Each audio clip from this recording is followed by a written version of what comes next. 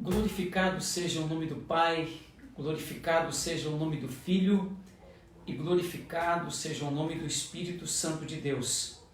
São pontualmente 19 horas e 30 minutos desta quarta-feira, dia dos nossos pequenos grupos, os nossos grupos de discipulado, os nossos grupos de crescimento, os nossos MDAs.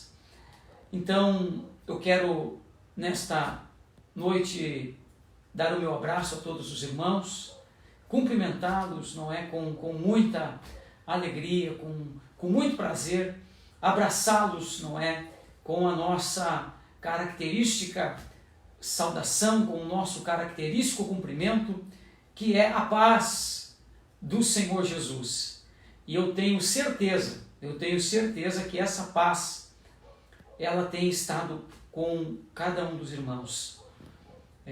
Embora estejamos vivendo um tempo diferenciado em vários aspectos, mas a paz do nosso Senhor e Salvador Jesus Cristo, ela tem nos guardado, ela tem estado conosco. Eu sei que a sua casa tem paz. Eu sei que a sua família tem paz. Eu sei que o seu coração tem paz. Os desafios estão aí. Mas como nós sempre dizemos, maior é aquele que está em nós do que aquele que está no mundo. E hoje é uma satisfação imensa poder falar com os irmãos, porque daqui a pouco, quando forem 20 horas, vão começar as nossas reuniões em muitos lares de toda a nossa região, Canoas, Esteio, Sapucaia, Novo Hamburgo, Porto Alegre, Nova Santa Rita, enfim, onde em toda a grande Porto Alegre, onde estiver uma família que congrega, que faz parte, que integra o rebanho da UBPC Canoas. Às 20 horas de hoje a gente vai estar na nossa casa, com a nossa família, servindo ao Senhor. E não esqueça do que disse Josué: eu e minha casa serviremos ao Senhor. E eu quero lhe pedir, como eu sempre peço nas nossas transmissões, nas nossas lives. Hoje eu não peço para você marcar apenas os seus amigos, não é? Eu peço hoje para você marcar os nossos irmãos da igreja. Quem sabe um ou outro ainda não entrou na nossa live, não está participando, então eu peço que você marque o nosso povo, que você marque os nossos irmãos, porque hoje, em cada família, hoje tem um líder, não é? Alguém que vai dirigir o pequeno grupo, alguém que vai louvar, alguém que vai ministrar a palavra, e daqui a pouco eu vou passar essas informações, essas orientações para a nossa reunião de hoje. Mas antes disso, eu quero dizer que eu estou com muitas saudades de todos os nossos irmãos. E eu sei que no coração dos irmãos está a mesma coisa. Estamos com saudade de congregar, de estar no templo sede, de estar nas nossas congregações, mas eu quero tranquilizá-los e dizer que logo, mas muito em breve, nós teremos boas notícias. Isto já está passando, nós já estamos quase passando o Jordão e já estamos quase do outro lado, um pouquinho mais. Até aqui nos ajudou o Senhor. E eu quero aproveitar para pedir a você algumas coisas hoje. A primeira delas que eu vou pedir a você não é que você ore pelo Brasil. Existem questões importantes na nossa nação, não apenas questões político-administrativas, que nós vemos todo dia está na imprensa, mas questões espirituais. E nós, crentes, nós não entendemos bem esse negócio, essas coisas político-administrativas. Mas tem uma coisa que nós entendemos bem, é a questão espiritual. não é? Essa nós entendemos bem. E a Bíblia nos ensina que nossa luta não é contra carne e sangue, não é? Então eu quero chamar os irmãos, vou estar fazendo isso também na sexta-feira. Eu quero chamar você a orar pelo Brasil, a entrar em combate nas regiões espirituais, para que Deus guarde a nossa nação. E as potestades que têm dominado sobre o Brasil, elas não resistam à oração e o jejum do povo de Deus, mas elas caiam, elas sejam derrotadas. E todo o propósito de Deus se cumpra sobre a nossa nação.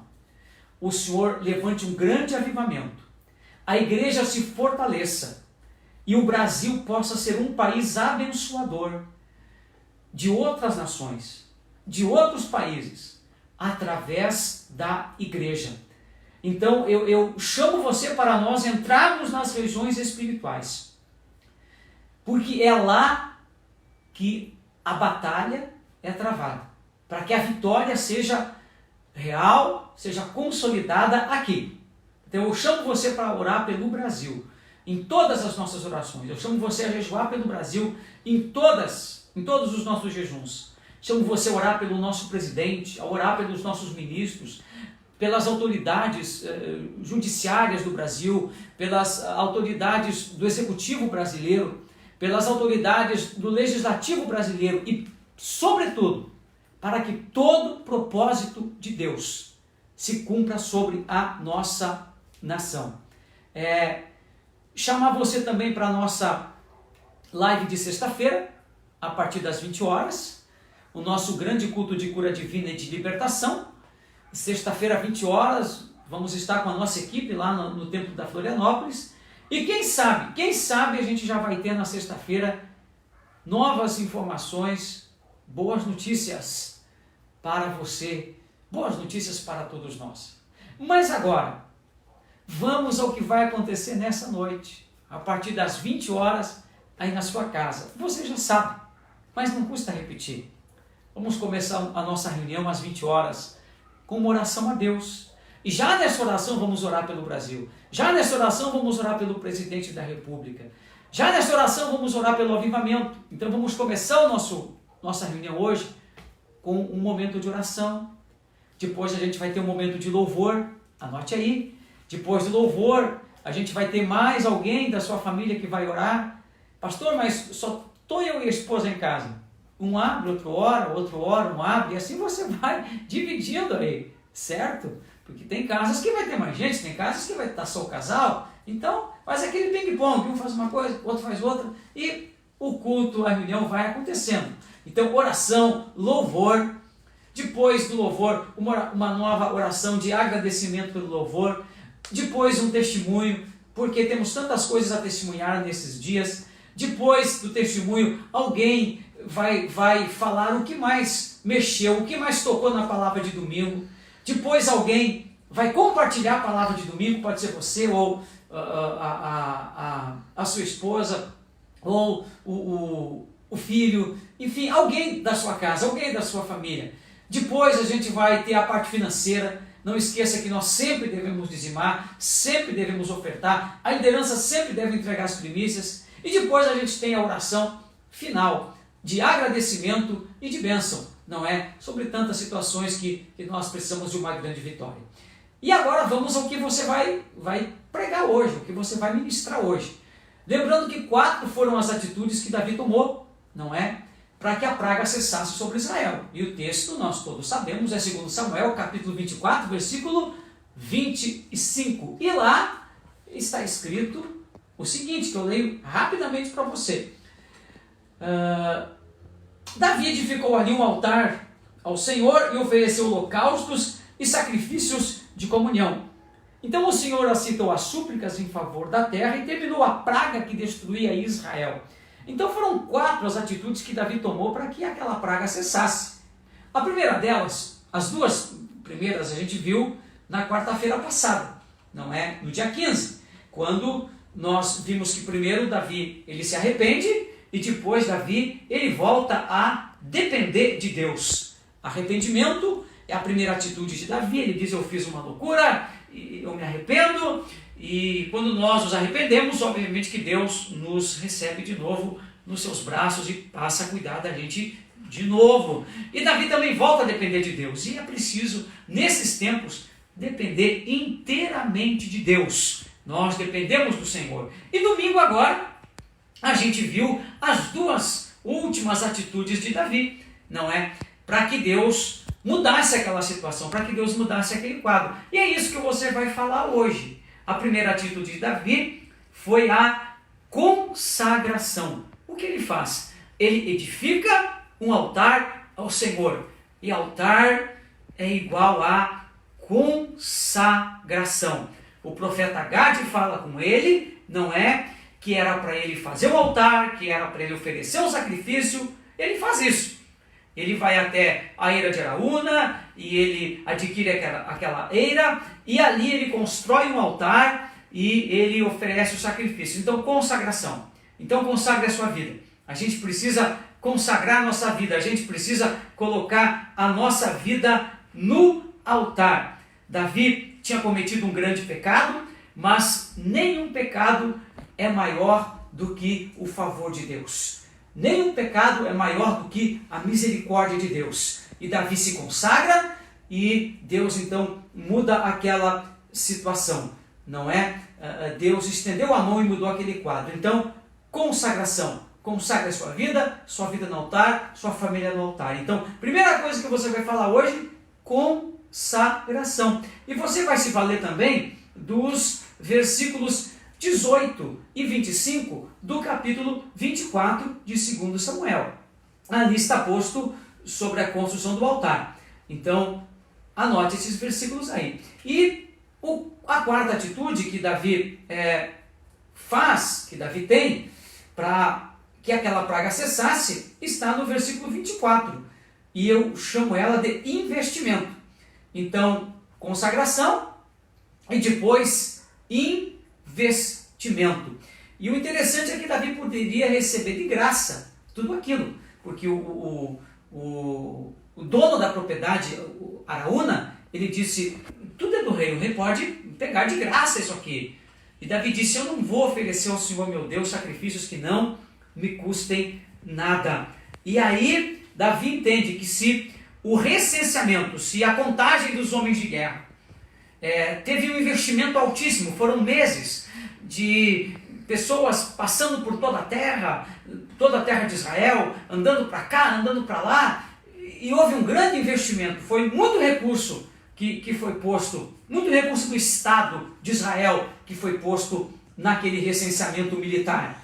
E Davi depois entendeu que aquilo tinha sido um mero capricho pessoal dele. E ele entende então, poxa, se alguma coisa que foi um mero capricho pessoal meu, precisou de tanto investimento, quanto mais as coisas de Deus, quanto mais as coisas que eu faço para Deus. E Davi então, ele faz um grande investimento. E aí você pode usar não apenas o texto de 2 Samuel 24, 25, não é? Quando Davi compra a eira de Araúna por 50 peças de prata, e em 2 Samuel 24 está posto apenas o valor referente à compra da eira, que era uma pequena área, dos bois e da aparelhagem para fazer o sacrifício.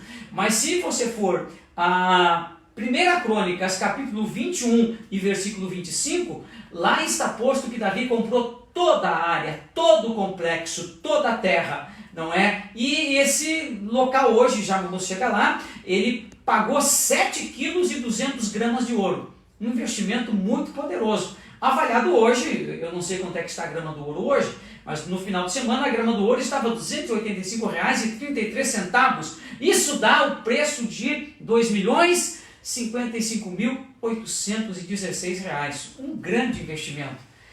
Se nós queremos que as coisas mudem, nós temos que entender que é preciso investir. E faça isso, não é? E esse lugar que Davi pagou 7,2 kg de ouro, hoje ele é o local onde está a parte do templo que não foi destruída, que é o Muro das Lamentações. Salomão depois construiu o templo nesse lugar, e foi nesse lugar que Abraão havia levado Isaque para oferecer. Então um lugar fantástico, imensurável, não tem valor, não é? A gente diz, poxa, 2 milhões, não, 2 milhões é nada por aquele lugar, não é? Devido ao que ele representa, não é? Em termos espirituais. Então, Davi, ele consagra e Davi, ele investe, não é? E o que eu tenho que entender, o que nós temos que entender, é que se o investimento que eu faço no pessoal é maior do que o investimento que eu faço em Deus, alguma coisa está errada. E terminou a praga que destruía Israel, porque Davi fez 4 coisas. Ele se arrependeu, ele voltou a depender de Deus, ele consagrou a vida e ele investiu. Vamos fazer isso, para que as pragas cessem sobre nós, cessem sobre nossa nação, e o Senhor seja conosco a cada dia. Uma reunião muito abençoada. Que Deus guarde a sua entrada e a sua saída. Que Deus cuide de você. E sexta, se a gente não falar antes, sexta a gente volta a se falar. Que Deus abençoe a todos. Meu abraço, meu carinho, a paz do Senhor Jesus.